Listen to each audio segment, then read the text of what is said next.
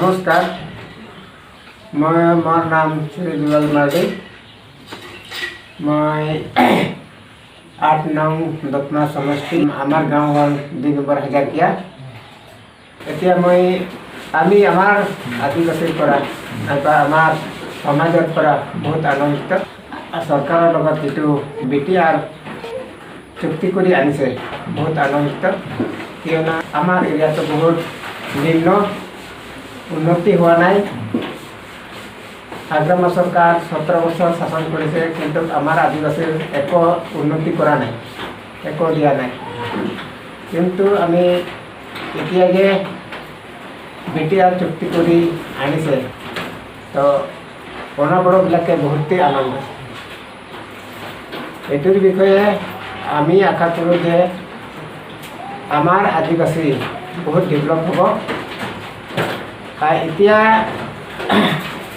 দেখা যায় যে ইহঁতে চেণ্ট্ৰেল গভৰ্ণমেণ্টৰ পৰা আমাৰ আদিবাসী বিৰছা মুণ্ডা কালচাৰ কমপ্লেক্স ইহঁতে চৰকাৰৰ পৰা ডিমাণ্ড কৰি আনিছে, আৰু বহুতো তেনেকুৱা জাতিৰ এনেকুৱা মানে উন্নতি কাম কৰিবলৈ আগবাঢ়িছে।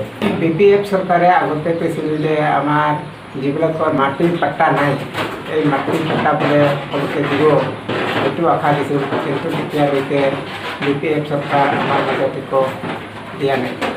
আৰু 17 বছৰ চৰকাৰ চলাইছে, কিন্তু আমাৰ আদিবাসীৰ ওপৰত মানে ডেভেলপ কতো কাম কৰা নাই।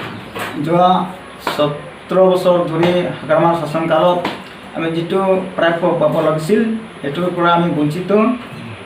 তাৰ কাৰণে আমি নতুন চৰকাৰক ছাপোৰ্ট কৰি আৰু নতুন চৰকাৰ ছাপোৰ্ট কৰাৰ যুক্ত কৰাৰ পাছত আমি যিটো পোৱা নাই বা দেখা নাছিলে, সেইটো আমি আমাৰ চকুৰে আমি চাব পাৰোঁ বা পাব পাৰোঁ।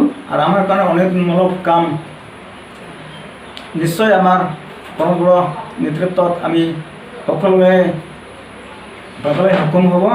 সেইটো কাৰণে মই সকলো গাঁওবাসীক মই অনুৰোধ জনাইছোঁ, আমাৰ 8 নং দত্মা সমষ্টিৰ যে আমাৰ জ্যোতিৰঞ্জন বৰ্মক ট্ৰেক্টৰ ছবি ভোট দি জয়যুক্ত কৰিবলৈ মই আহ্বান জনাইছোঁ।